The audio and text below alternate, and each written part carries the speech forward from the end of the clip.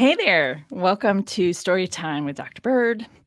I like to read passages from the Bible that have to do with sex, marriage, and related events. We'll just leave it at that. I'm glad you're here or watching it later. Thanks for joining me. And we're going to talk about primarily the story of Ruth today. So hang tight and we'll get right to it.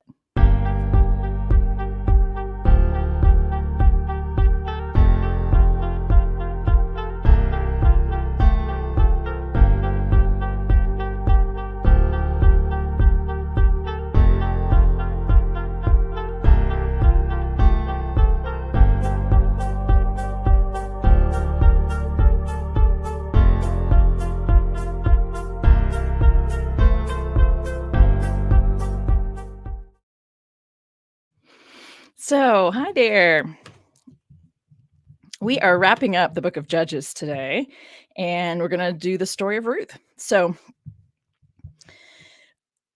yeah, so that's where we are. We're charging straight ahead with all the different biblical content, the stories in the biblical content related to sex and marriage and narratives that talk about physical harm involving intimate body parts. If you've not seen any of my videos before, the reason I say that instead of sexual assault is I don't like using sex or sexual, which is a positive, to qualify assault, which is a negative in my mind. So I don't like to say those two together. That's why it maybe sounds really awkward, but that's why I do that. So let's launch into this. There isn't much left to do or to say about the stories in the book of Judges. We've already talked about what happens in chapter 11, Jephthah and his daughter and his inappropriate commitment to the Lord, basically, where he says, if you help me win, then whoever greets me when I come home, I will offer as a sacrifice to you, as if there's any other option besides his daughter, right? He's not married. He has no other children. Maybe he thought it was going to be the pet. I don't know. But still, any of those, not really helpful. So he makes this inappropriate commitment or promise to the Lord, and the Lord follows through, and so he follows through. And so I was actually just driving around today. I like to listen to classical music, and they were talking about what they're going to be playing, doing a special thing this weekend, and they're going to be playing, I can't remember which musician, but a song, an opera named Jephthah. And it's, faith commitments and all. And I'm like, okay, the way you just described that makes it sound very different from the way I like to talk about that story, which is to raise the problematic elements of this story instead of a lovely story in the biblical narrative. Anyway, not big surprise, right? So we've already talked about Jephthah, and we already have talked about Samson, who is chapters 13 to 16. Very interesting, fun little story to talk about, and multiple elements of his story actually overlap with this, which is why we read it. All of the ways that women are depicted in that narrative really unsettle me. Several women are referred to as nagging him. It's very clear, the way they talk about marriage is very clear there, right? I like her. She pleases me. Go get her for me. I mean, the narrative actually says that. His visiting a sex worker, no judgment. It's referenced in there. And then the way he and Delilah carry on, it's not meant to be taken seriously, I don't think, because it's ridiculous. But all of the pieces going on in there, women are being set up, right, or manipulated. And then I also like to talk about what Sunday school material looks like on the story of Samson. And often Bathsheba is just thrown under the bus for being manipulative and greedy.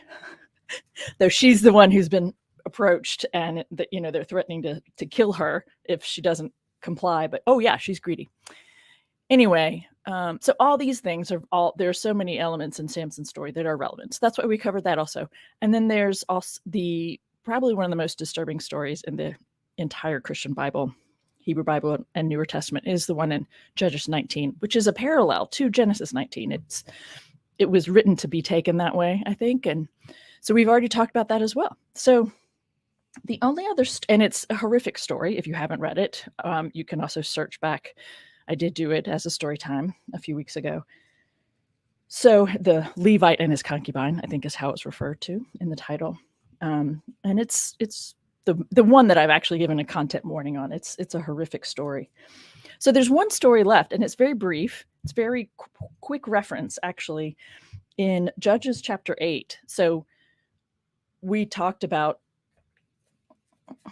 the opening chapters, and so we get a couple different references to a few different judges over a couple chapters. We looked at, Deborah and Yael, how Yael is the one who seduces the commander into her tent, and she drives a tent peg through his temple. And and I don't think I made a huge deal, although I can't imagine I didn't, because I always try to do this. Why is it okay? Sure, she's making use of what she has at hand, which is her body, and being seductive, and then killing him. But this happens over and over and over in the scriptures, that women are being depicted having power only when they are using their body to be seductive, or when they're producing children. Like, that's it. There's a lot of that going on. That's not it, by the way, but there's a lot of that going on, and it just I actually just pulled a short from the one like 2 weeks ago, the 21st. I just released a couple shorts today from a previous story time. And one of those has that segment where I'm, this is what's happening in the scriptures, and this is the way women are depicted, and they're being forced to be complicit in a patriarchal system. And so they're canonized as participating in the patriarchal system in the only way they know how. And because we have so many things in our current day still structured in similar ways, we still have a patriarchal society. And so it's run in similar ways to what we're seeing in these scriptures. And women are still being forced to find ways to manipulate the system. And one of the ways that some women do that, right, is by using their bodies in all kinds of ways. And the thing is, the system is set up to make it that way. It's not. It's really fascinating to me how much of what we're reading is still relevant, is still happening, right? So that was a little tangent I didn't expect to say. So anyway, we read about them on Tuesday. And so we have the story about Gideon is one that a lot of people know about, because they're kind of this miraculous thing with the fleece and all that stuff. And I really don't care about that part. But there's one little segment in here. So Gideon is also referred to as Jerubbaal. And so there's a story, all these different things he's doing. This is all about taking over land and who's with you and who's not. And the Lord is going with you, and lots of language about being victorious and seizing things and people and all kinds of stuff, right?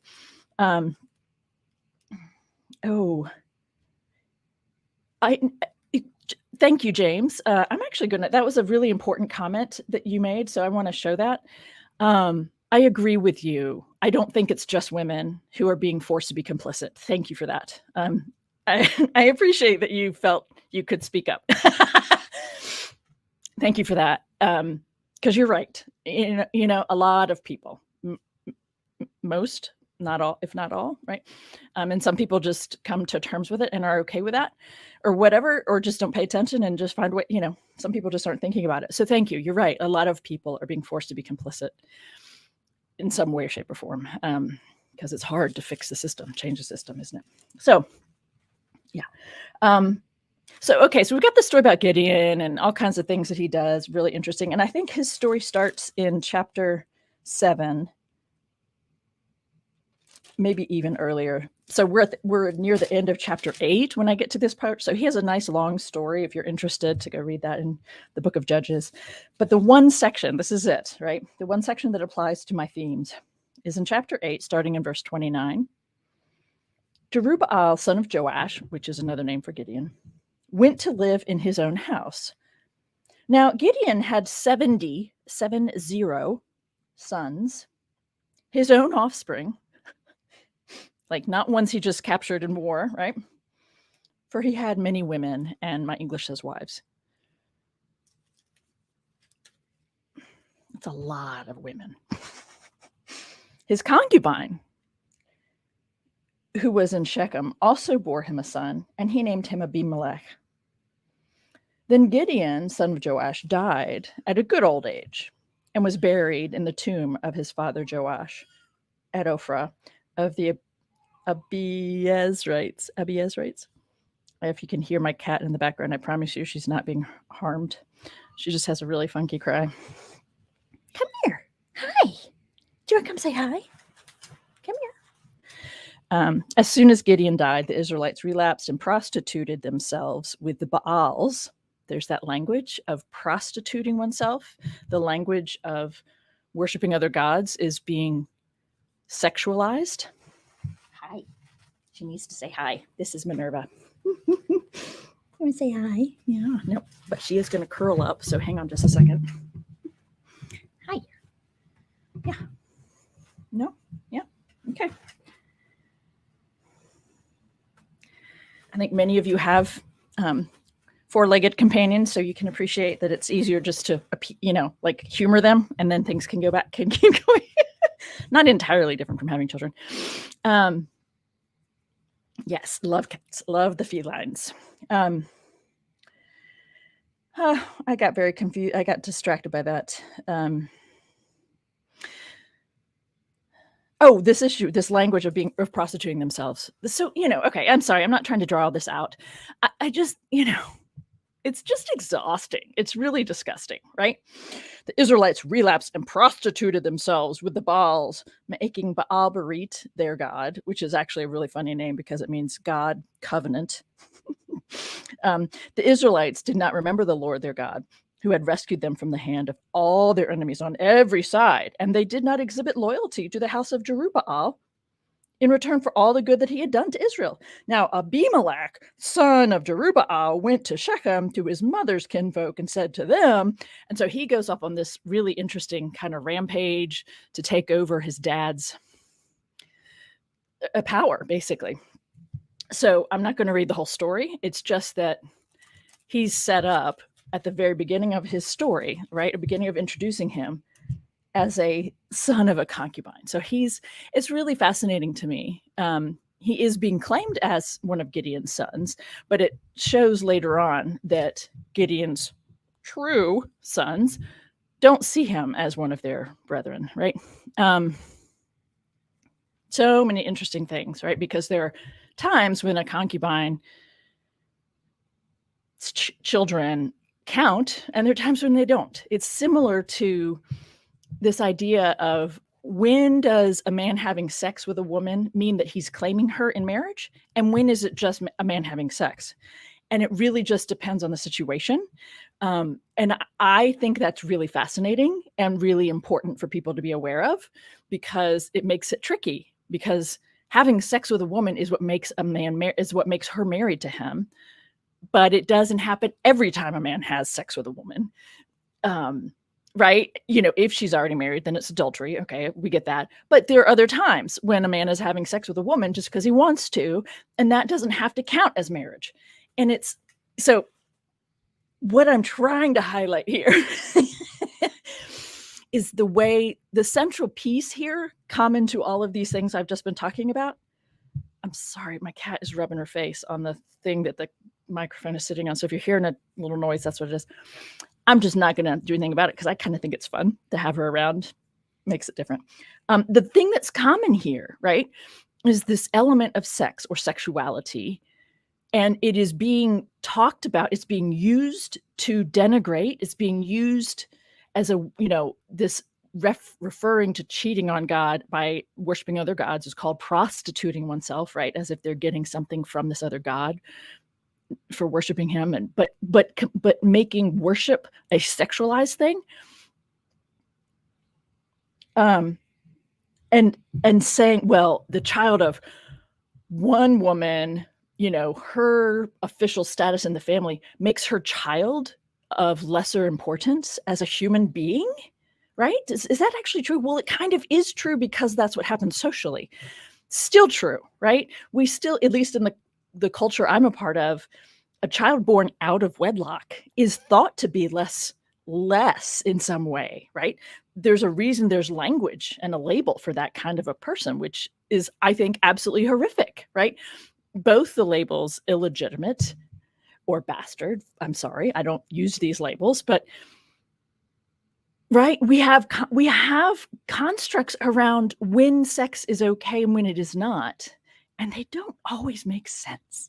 And so many of them reflect biblical ideas and stories, right? That's like the ultimate point of all of the work I do is let's look at how much is still happening, and it can help us look at our realities anew and maybe decide we want to do something different. I don't know. I'm going to see. Are there any comments or questions here?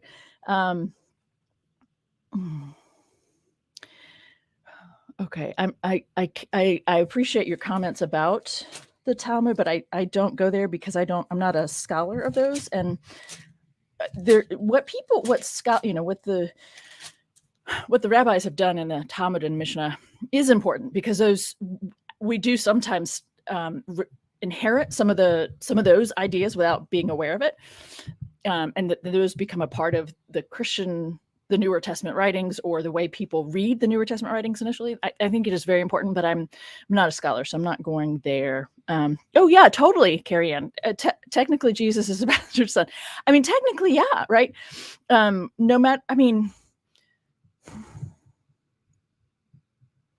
there's a book. Did I talk? I think I've mentioned this before. There's a book, The Illegitimacy of Jesus. I think I've mentioned it on another, it doesn't matter. I'm going to mention it again. The Illegitimacy of Jesus, and it has a long subtitle. And the woman who wrote it, her name is Jane Shaberg, and it's a scholarly book. It's not a general audience book, but it's, for those of you who are interested, I think you'll eat it up because she does a very deep textual analysis and looks at what's going on historically and behind, what would have been expected culturally at the time. And she looks at both the Matthean and the Lucan birth narratives, both of them. It's beautiful. It's powerful. It's lovely. She was a Catholic woman. She died a few years ago of cancer. She was a Catholic woman. She was a foster parent. And when she wrote this book, she received death threats, and they threatened to fire her, even though she already had tenure. All kinds of interesting things, but she was teaching at a Catholic institution. So, to talk about the illegitimacy of Jesus in a Catholic space is just being true to your convictions and can get you in trouble. So there's all that.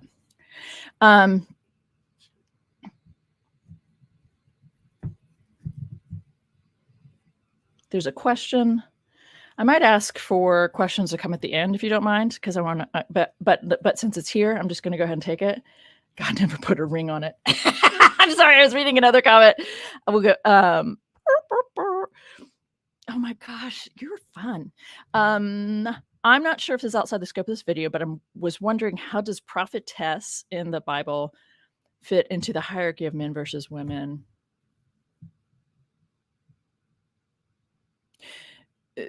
Well, I don't know of any prophetess aside from the woman, and I'm just drawing a blank on her name, the reference, but she's actually considered a seer. She's considered a sorcerer, not a prophetess, even though that's what prophet is, a male who sees into the future. A prophetess is a female who does the same.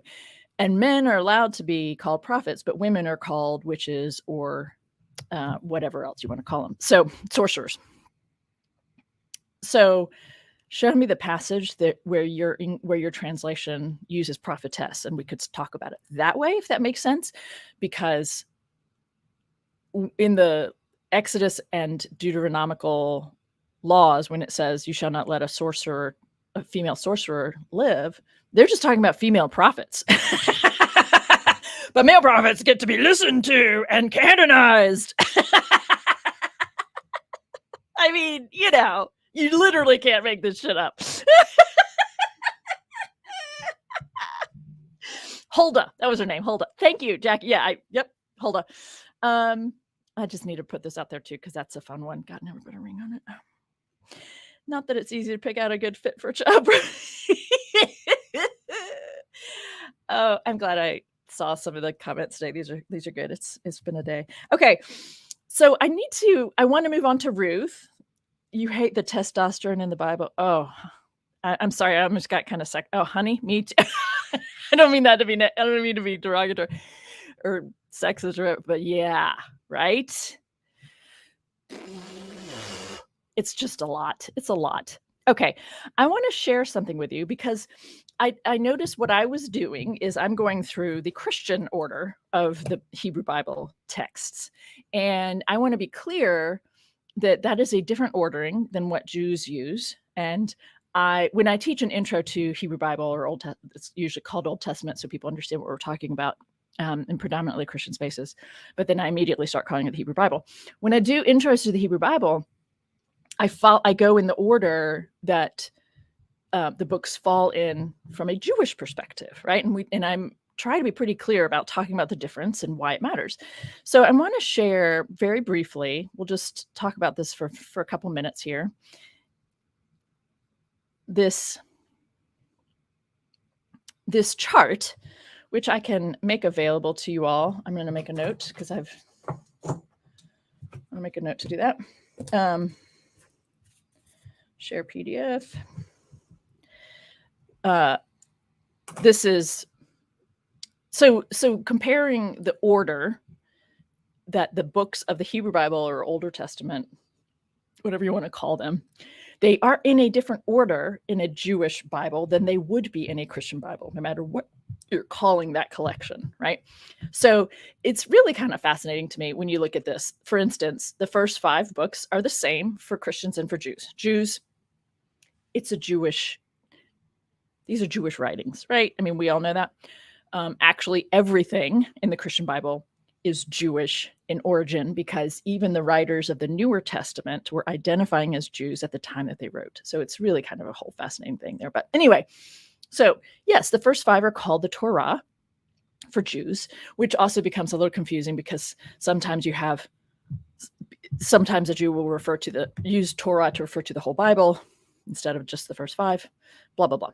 But the thing is, for Christians, the same 5 are the first 5 for Christians. But you can see, like right off the bat, there's an element of supersessionism because Christians give it a different name. They don't tend to refer to those 5 books as the Torah, as Jews do. They give it a different name, Pentateuch, which means 5 scrolls.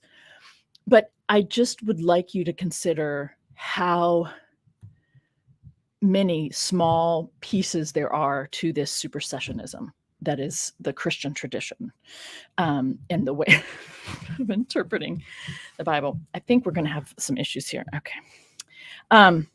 Even in just understanding what the biblical books are. So Christians tend to call it Pentateuch. That's a Christian label. That's not a Jewish label.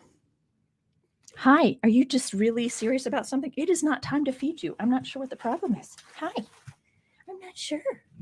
Can we do this without you getting all worked up? I got some friends who are checking this out. Yeah, okay. You just need some loving? Okay, we'll do that.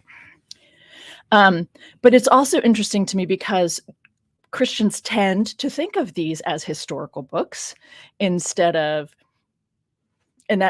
this language helps kind of teaches Christians to misunderstand what these scriptures are doing or what these collections are actually were intended to do. So for instance, if you look on the right-hand side over here, the first, most of this is considered historical, right? You had the first 5, and then Christians have a slightly different order. So it parallels with Jewish, but then Christians put Ruth here because that's where, chronologically speaking, it would have kind of transpired. So Ruth is placed here, Ezra, Nehemiah, and Esther are placed here right before 1st and 2nd Chronicles because that kind of flows if we want to kind of give this chronological legitimacy. And then Christians refer to these differently than these 5 books, differently than Jews do. And then for Christians, there's a smaller set of prophets. And actually two of these, Daniel and Lamentations, are not considered prophets for Jews, right? So it's just kind of fascinating. And if I were doing an actual class, we'd spend some more time talking about that and how the different order of the books actually means the collection of the exact same books is because they're in different orders, they're actually being used to tell a different story overall, right? So the overall canon of the Hebrew Bible from a Jewish perspective ends with this wrap up of Chronicles, a retelling of the whole story, which is, kind of anticipatory of a Jewish Messiah who might be a king or a deliverer, physical human being, right?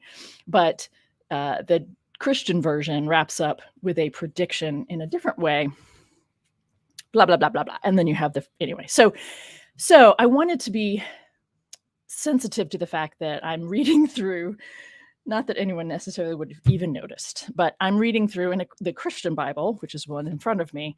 And so we just finished Joshua and Judges. And so now I'm on to Ruth. That's why I'm doing it in this order.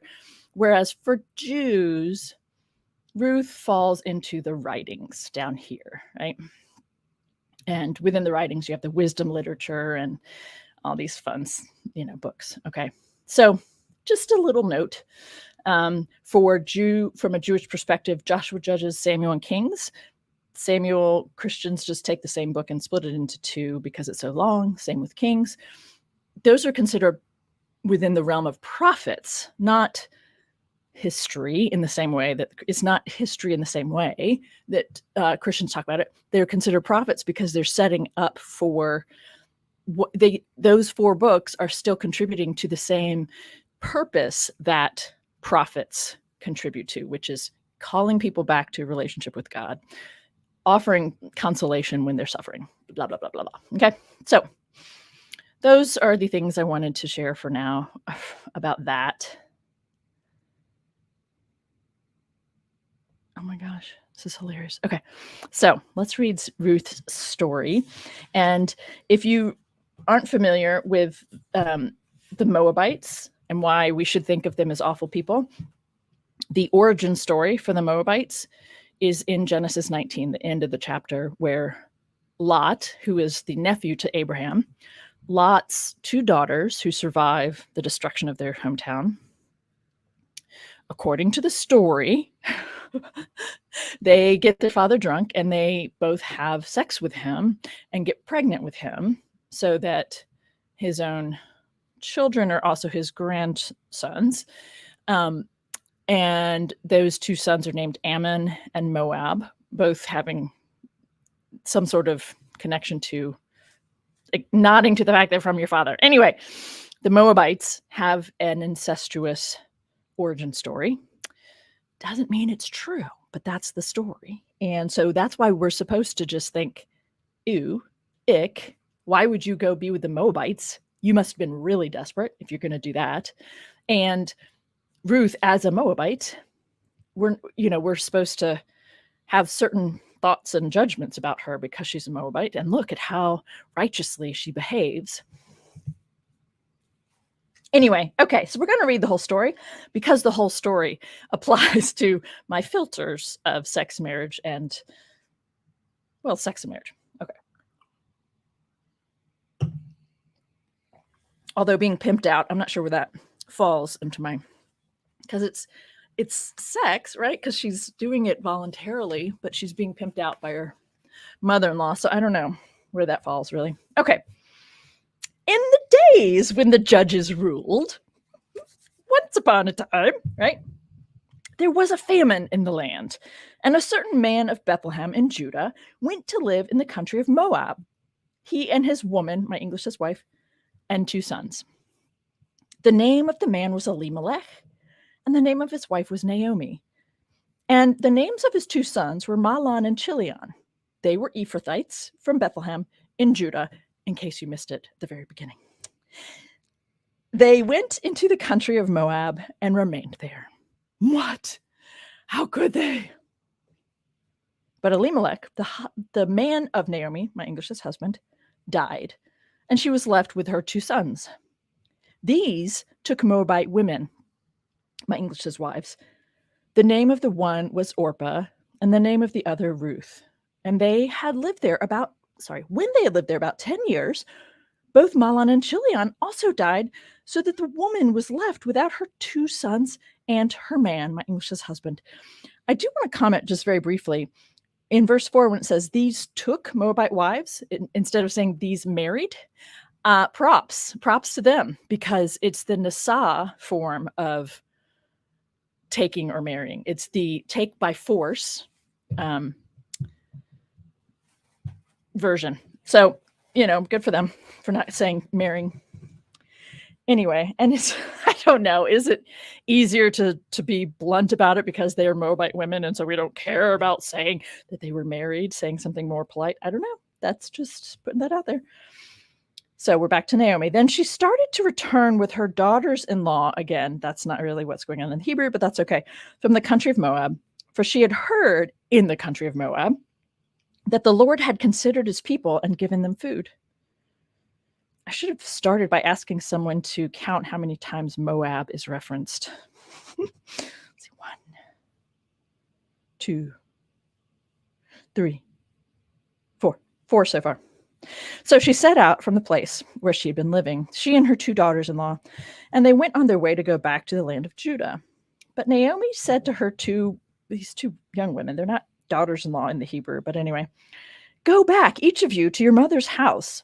May the Lord deal kindly with you, as you have dealt with the dead and with me. The Lord grant that you may find security, each of you, in the house of your man, my English says husband. Then she kissed them, and they wept aloud. They said to her, no, we will return with you to your people. But Naomi said, turn back, my daughters. Why will you go with me? Do I still have sons in my womb, that they may become your men, my English says husbands? Turn back, my daughters, go your way, for I am too old to have a man, my English says husband. Even if I thought there was hope for me, even if I should have a man tonight and bear sons, my English says husband, would you then wait until they were grown? Why? Would you then refrain from being taken? It says marrying, and it's got to be being taken. I don't know. No, my daughters. It has been far more bitter for me than for you, because the hand of the Lord has turned against me. Then they wept aloud again. Orpah kissed her mother-in-law, but Ruth clung to her. We do need a comment. I think most people who are watching this probably already know this, but let me just be very clear about it. The Hebrew verb here, Ruth clung to her, is it's fairly rare in the Hebrew Bible. And in fact, I think the only other time it is used, there may be other usages, but the one that I do know of is back in Genesis 2:24, when it says, therefore a man will leave his father and mother and cling to his woman, and the 2 will become one flesh. That's the same verb, clinging to his woman. So does that mean he's in 2:24? Is he clinging out of, desperation and we will survive together? Or is this clinging a different kind of clinging? And I don't need to make it one way or the other. My point is, I've had people explain it away by saying, well, no, the clinging part is sticking together through thick and thin out of desperation and need to survive. But the becoming one flesh, that's the sex part. So those are 2 separate things. I've had people explain it that way. Do with it what you will, but just know that Ruth is clinging to Naomi. So Naomi said, see, your sister-in-law has gone back to her people and to her gods. Return after your sister-in-law. But Ruth said, and I think you all know this as well, but I'm just going to say it up front. Many heterosexual couples have this next couple lines read at their wedding ceremonies. In fact, my parents did, right? Entirely non-ironically. Ruth said, do not press me to leave you or to turn back from following you. Where you go, I will go. Where you lodge, I will lodge. Your people shall be my people, and your God my God. Where you die, I will die. There will I be buried. May the Lord do thus and so to me, and more as well, if even death parts me from you. And that's a fairly common kind of a swearing thing. May the Lord do thus, right? Do thus and so to me, and more as well. It's a nice little Hebraism or whatever. I also want to comment, because I just can't help but make sure people know this. A lot of pastors, theologians, and commentators will make a really big deal about these 5 or 6, these 10 lines or whatever, and focus in on the fact that Ruth is taking on Naomi's God. But I see 4 or 5 other commitments beyond that that are more meaningful and powerful, right? Where you go, I will go. Where you lodge, I will. Your people will be my people. Where you die, I will be buried there too. I mean, that's a huge set of commitments, right? That has nothing to do with what God she does or doesn't worship. But people celebrate Ruth because she is depicted as leaving behind her Moabite culture and gods and choosing Yahweh and Adonai and the Israelite people.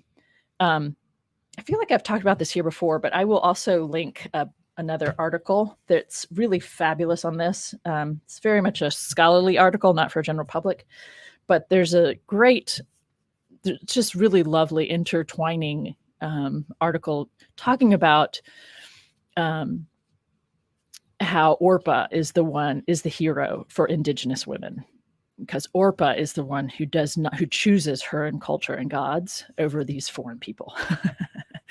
And so if you know anything about the way biblical stories were used by European colonizers in interacting with native peoples on the continent I live on, it's a beautiful thing to see an Indigenous person choose a story from the Bible and flip it on its head as a way to say, yeah, nope, Ruth is not my hero. She is not my idol. Orpah is, and let's talk about why that is. In fact, Thomas Jefferson even referred. I mean, there's so many layers to the history on this continent, and that are intertwined with biblical texts. Referring to people here as Canaanites, and so many things. So I will share a couple articles. I'll link them in the description. Yeah, sorry, I'm just making notes here. Sorry, I feel like I'm kind of distracted today, but it's Orpah. I'm trying to remember what the name of the one by Orpah with Orpah is, but it's a great little piece. Drawing a blank on everybody, all the names, but I'll put it up. I'll connect it for you if you're interested. Okay, so moving on with the story. Oh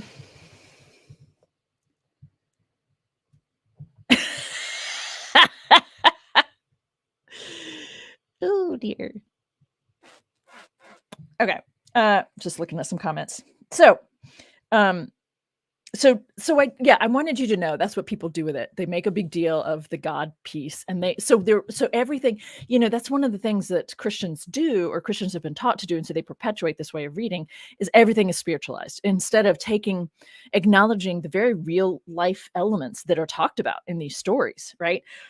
That everything is turned into being about Jesus, God, spiritual, whatever. And that's part of why so many Christians don't give a rat's ass about social justice, because they care about, as they've been taught, God and what is God doing and the spiritual realm. And that's the only part that matters, is whether or not you're worshiping the right God and doing it the right way. And that all of the real life context and stuff that's going on in these stories is being ignored, right? Okay, so when Naomi saw that she was determined to go with her, she said no more to her. So the two of them went on until they came to Bethlehem. When they came to Bethlehem, the whole town was stirred because of them. And the women said, "Is this Naomi?" She said to them, "Call me no longer Naomi," which means pleasant, "but call me Mara," which means bitter. "For the Almighty has dealt bitterly with me. I went away full, but the Lord has brought me back empty. Why call me Naomi when the Lord has dealt harshly with me? And the Almighty has brought calamity upon me. There's a good there are reasons to read that with a lot more drama, but I'm not going to do that today. So Naomi returned together with Ruth, the Moabite. Is that 5 now? Is someone keeping track? Her daughter-in-law, who came back with her from the country of Moab. They came to Bethlehem at the beginning of the barley harvest. Aha! Which leads us to, now Naomi had a kinsman on her husband's side, a prominent rich man of the family of Elimelech, whose name was Boaz.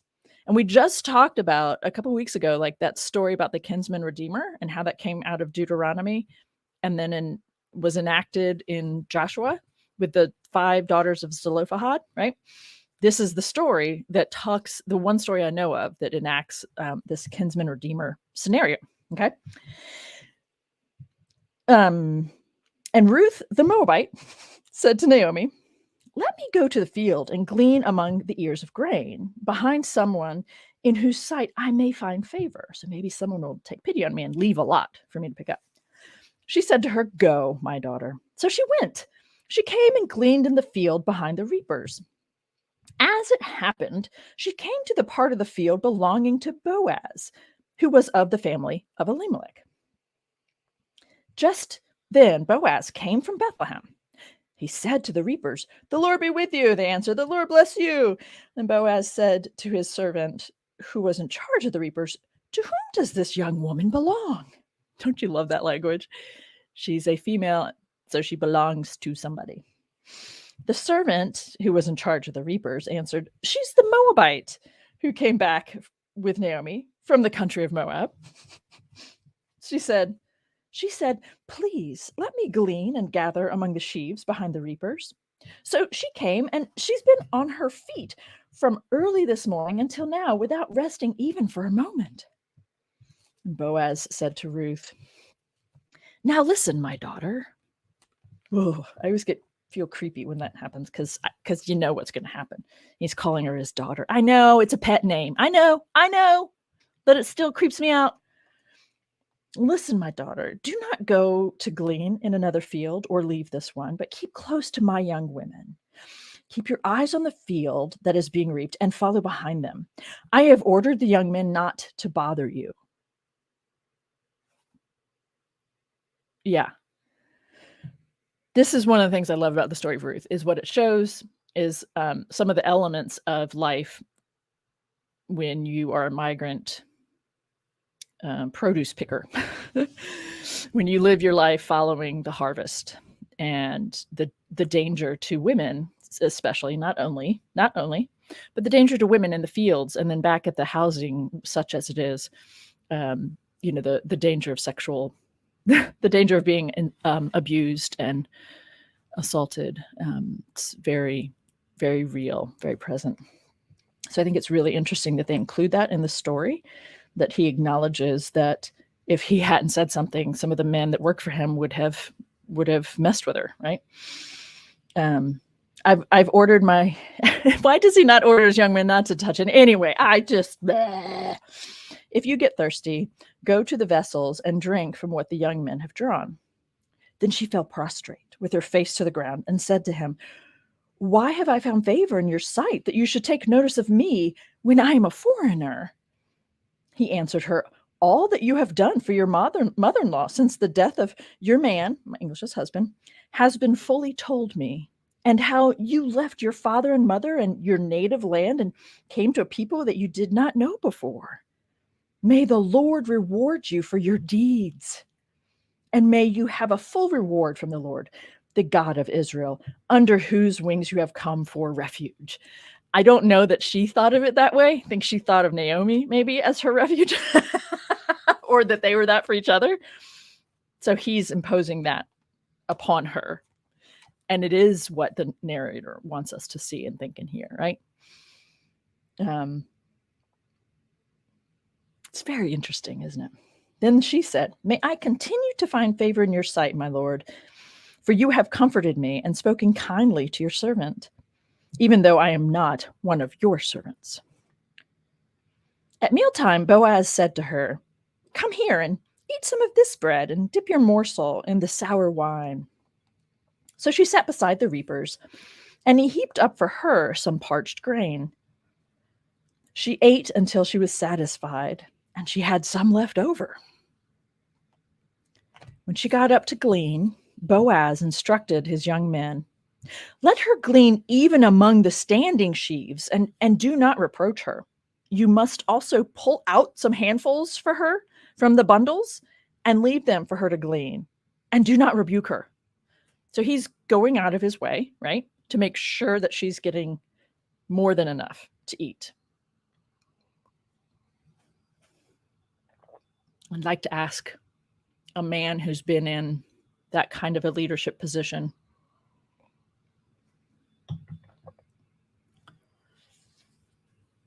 why a guy would do that. She was picking enough just fine on her own. Just saying. So she gleaned in the field until evening. Then she beat out what she had gleaned, and it was about an ephah of barley. I'm sorry, I do not know how much that is, and it just kind of doesn't matter to me, but maybe it says in my footnotes.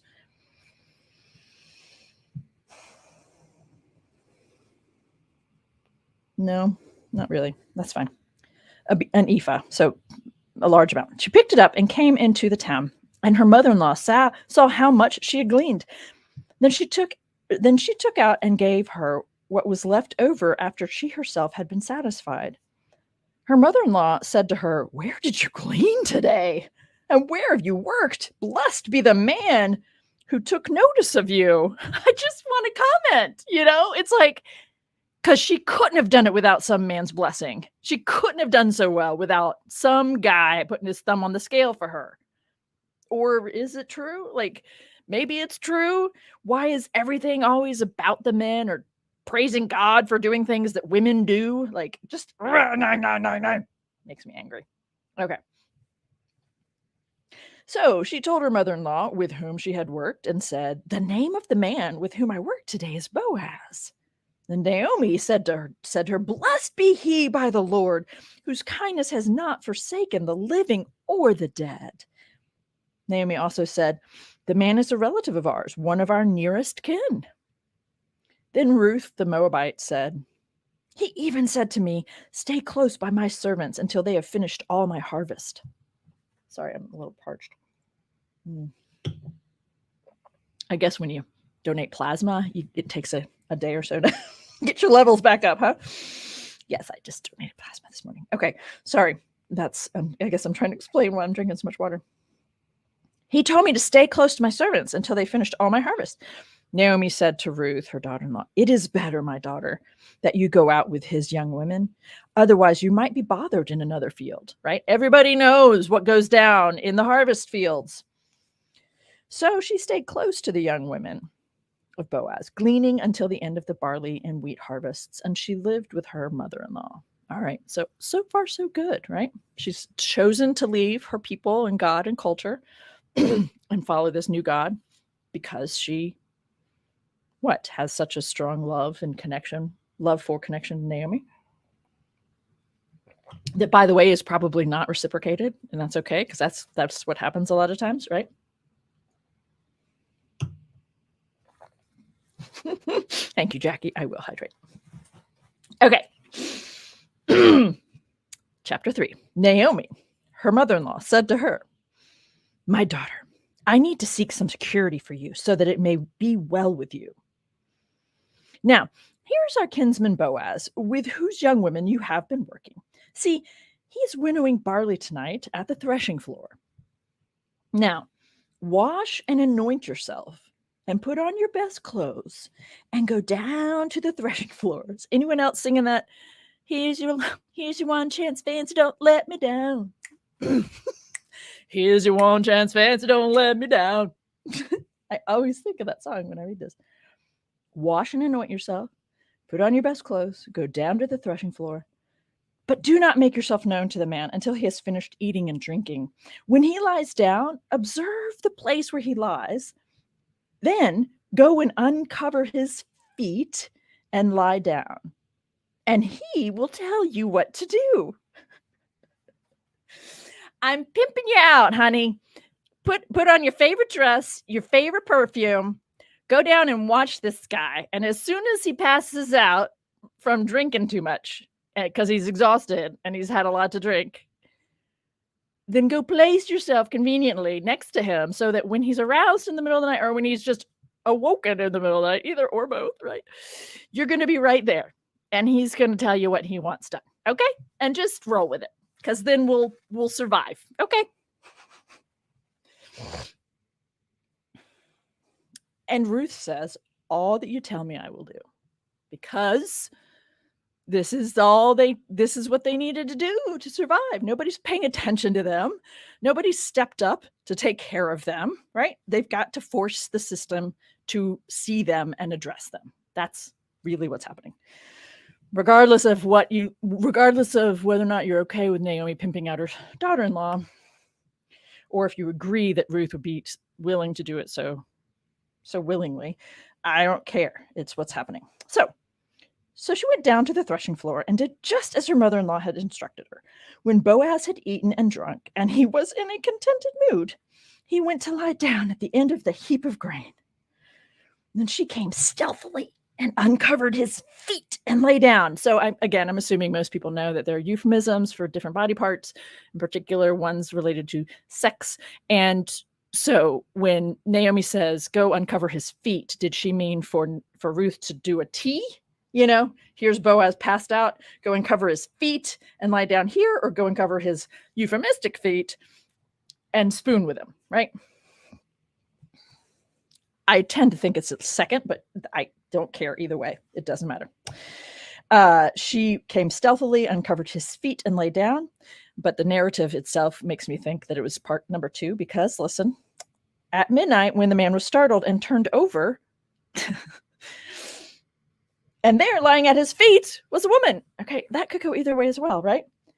He said, who are you? And she answered, I am Ruth, your servant. Spread your cloak over your servant, for you are next of kin.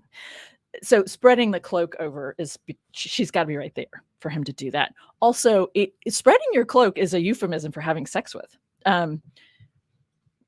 So actually doing that as a way to claim her for later, or the euphemism of spreading a cloak. So let's seal the deal from next of kin.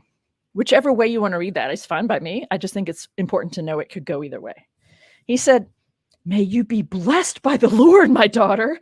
This last instance of your loyalty is better than the first.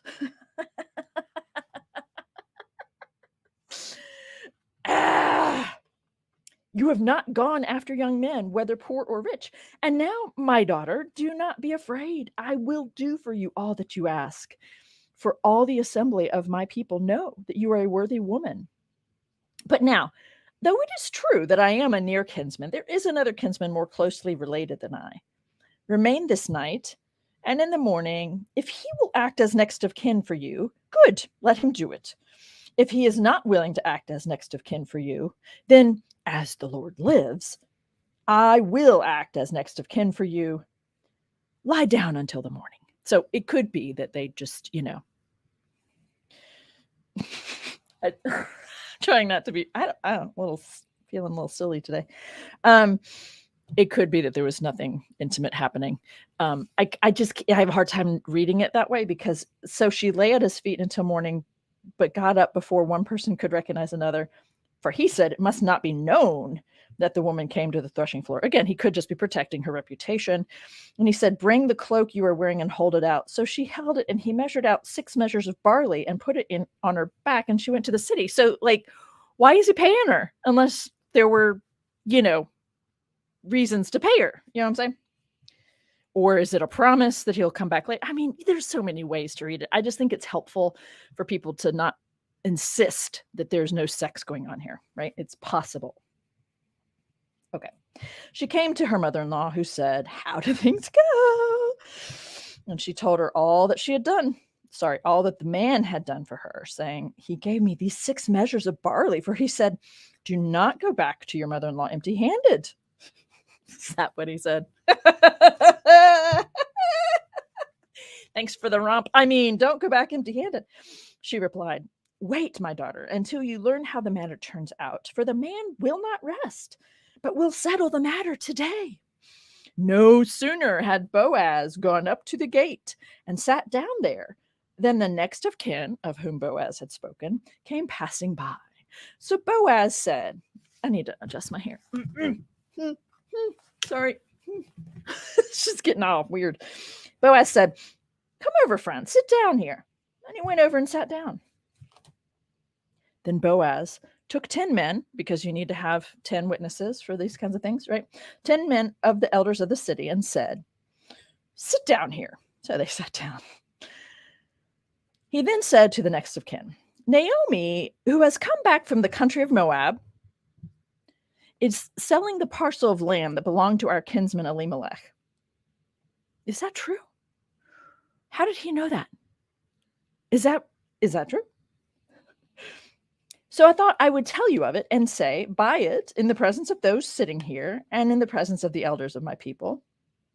If you will redeem it, redeem it. But if you will not, tell me so that I may know, for there is no one prior to you to redeem it, and I come after you. So he said, I will redeem it. Yeah, sure. I'll take some more land, right? Then Boaz said, just so you know, the day you acquire the field from the hand of Naomi, you are also acquiring Ruth the Moabite, the widow of the dead man, to maintain the dead man's name on his inheritance.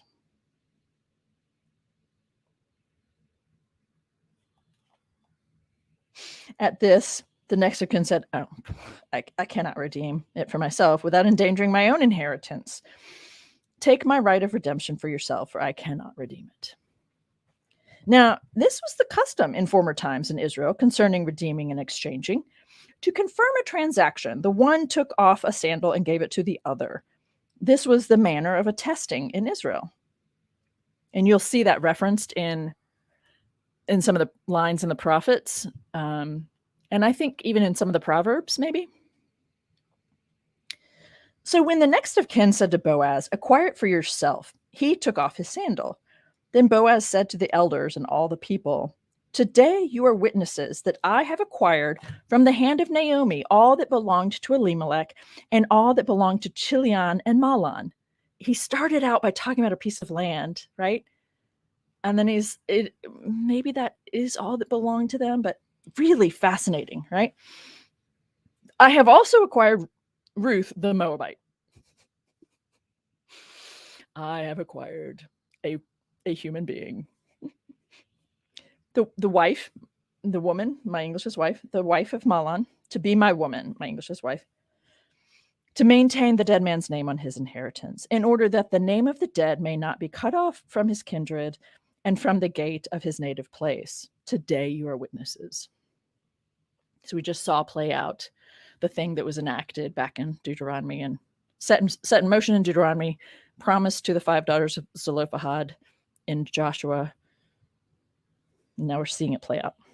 Then all the people who were at the gate, along with the elders, said, we are witnesses. May the Lord make the woman who is coming into your house like Rachel and Leah, who together built up the house of Israel. Pause, right?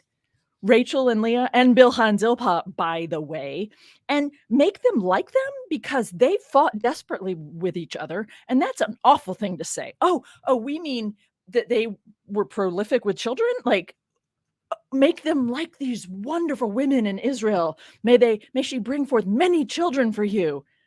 Fuck off. Like, that's just gross.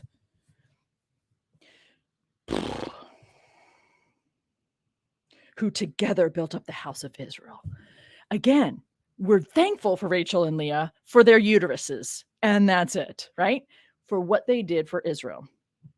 And yes, we're leaving the enslaved women who were forced to have sex with Jacob out of this entirely, because that's a little bit too messy, apparently. Right? Okay. May you produce children in Ephrathah and bestow a name in Bethlehem. And through the children that the Lord will give you by this young woman, may your house be like the house of Perez, whom Tamar bore to Judah, which again is another interesting story because Tamar forced her father-in-law to step up to take care of her, and in doing so got pregnant with twins by him.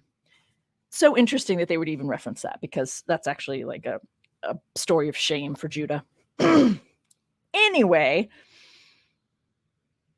so Boaz took Ruth, and she became his woman. My English says wife.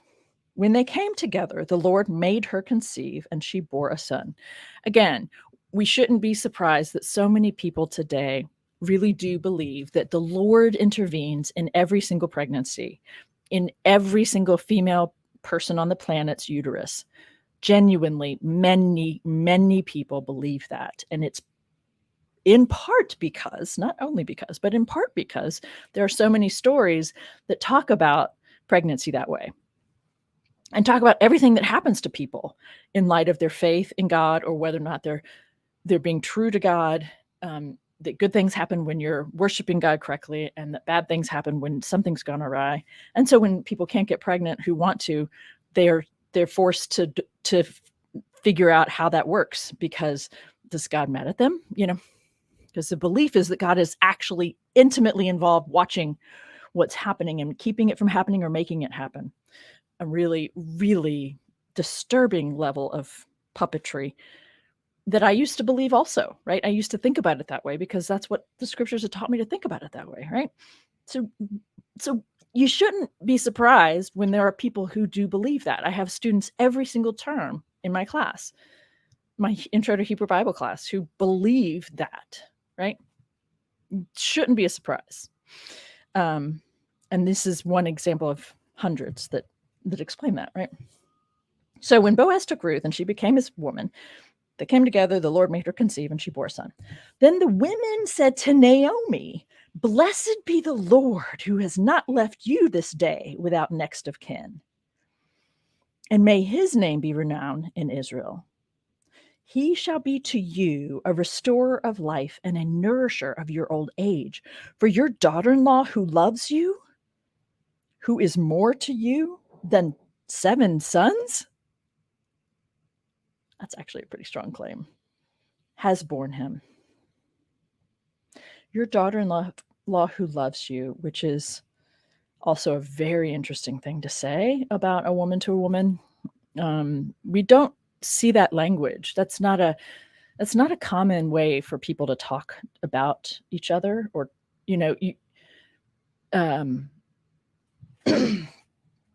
it says that Isaac loved Rebekah.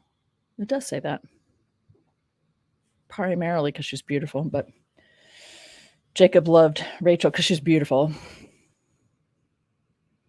But we don't have this kind of a thing being said of people very often, right? Except for here, and then also when we get to David and Jonathan. And I'm not just trying to say that, do the whole typical thing about, well, David and Jonathan, Ruth and Naomi. No, this is what the story and the language is telling us. I'm not trying to make a thing out of it. I'm trying to be honest about what's here. And it's pretty startling if you can sit back and let it tell you what it's saying. Everybody knew that Ruth loved Naomi. Doesn't mean Naomi reciprocated, but everybody knew that she does, or she did. And they say, your daughter-in-law who loves you, who is more to you than 7 sons. What the hell does that mean? Aside from something pretty deep and important, because 7 sons would have made her not have to worry at all about her survival. And this whole story is set up around survival and the requirement of having marriage for that to be the case. And the way Naomi herself talks about, following her or not. It's not about your love for me. It's about the fact that we need men to survive, and I'm not going to provide you any more men, right? And yet here at the end of the story, Ruth is worth more than 7 sons to her. That's pretty strong. That's pretty potent. Then Naomi took the child and laid him in her bosom and became his nurse. I do not know if they mean wet nurse or just, taking care of him while you're off to work. I don't know. The women of the neighborhood gave him a name, saying, "A son has been born to Naomi." Naomi, not to Ruth. They named him Obed. He became the father of Jesse, the father of David. Now these are the descendants of Perez. Perez became the father of Hezron, Hezron of Ram, Ram of Aminadab, Aminadab of Nahshon, Nahshon of Salmon, Salmon of Boaz, Boaz of Obed, Obed of Jesse, and Jesse of David. So in case you weren't paying attention, this whole story is about a woman, a Moabite of all people, becoming the grandmother, or is it great-grandmother? Son, grandson, great-grandmother. She becomes a great-grandmother of David. That's why she's so important. That's why we love her. That's why she's in this, she's in this story. And the whole thing is leading up to this thing about the ancestry of David. These women who have who've become a part of the people of Israel. The reference to Tamar and Judah and Perez. Tamar was a foreign woman who Judah bought for his son anyway, and she becomes the mother of Perez, who is in the lineage, right? Really fascinating things going on at the same time as a really nice story about people surviving. And then all this other political and sexualized stuff. Political and theological things being said. Anyway, so that's the story of Ruth.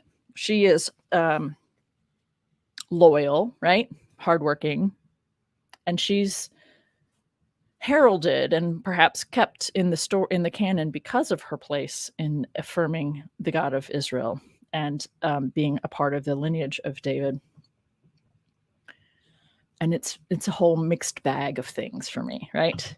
But the words of her commitment to Naomi, I just think it's important for people to not be dismissive the way, those are life commitments that she's making to Naomi. It's really powerful, really beautiful. All right, let's see if there are any questions. Are there any questions at this point? I have not been paying attention to the chatter since I started reading Ruth. So if anyone has a comment or question that they want to bring to my attention, this would be a great time to restate it or say it. And it is over an hour, so probably need to, just call it a day. I understand that it is her mother-in-law. Doesn't mean that she couldn't have actual feeling for her. Oh yeah. No, I don't. I think I was trying to say that she really did have feelings for her. She had very strong commitment to Naomi. I just don't think that it's the narrative in my reading of it. Naomi does not reciprocate. It's unrequited love. But everybody knows that Ruth loves her, and not just because she's her mother-in-law, right? Everybody knows. You can see it. That's the way I read it, at least. Yeah. Yep. Lots of interesting comments. Thank you so much, everyone who was here, who was able to be here and wanted to be here. I appreciate you being here and the chatter. I appreciate those of you who are watching this later. Thank you. Thank you. Thank you for being here. It gives me a reason to keep coming back. I appreciate it when you subscribe to my channel and when you like a video that you genuinely liked. Don't just like because people say, make sure you like this. I'm like, no, well, if you liked it, I'd love that. But if you didn't, it's okay. And I like it I appreciate it when you pass along to friends of friends and family, a video that you enjoyed. I appreciate those of you who are my patrons on my Patreon account, which is Biblical Bird. I appreciate it when you are able to or interested in purchasing my second book, Permission Granted. And then I did the audio for it. So the Audible version actually gives me a bigger kickback than when you buy the book. But my second book is about how to read the whole Bible in a way that brings critical thinking to your engagement with the texts. So it's kind of my intro to the Bible, what you would get into intro courses at a college level with me. So it's a great book. I'm proud of it. It's done a lot for people. And then I appreciate it when you help me promote the book that's coming out in less than a month, Marriage in the Bible. Let me just do that real quick. Marriage in the Bible. What do the texts say? There's now actually there's now a, oh, I can't go. Oh, there's now, oop, yep, boop. There's now a 30% discount. If you go to the website, the publisher's website, there's a 30% discount. So let me just put that in here. FANF30.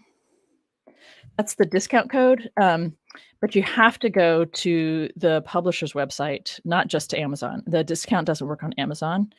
It only works on the publisher's website. So let me go back here, put in the publisher's website. So I've heard that it didn't work, but I'm not sure if the person was trying on Amazon or if they were trying at the publisher. So Roman and Littlefield, who's publishing the book, Marriage in the Bible, What Do the Texts Say? Again, same kind of thing of what I'm doing here, which is bringing critical thinking to what's actually going on in the Bible and then figuring out what you want to do with it from there. So thanks for being here. We're going to launch into 1 Samuel next week, so which will probably be David. I can't remember if there are stories before David that are relevant to my theme, but yeah, so we're going to get into all David's mess.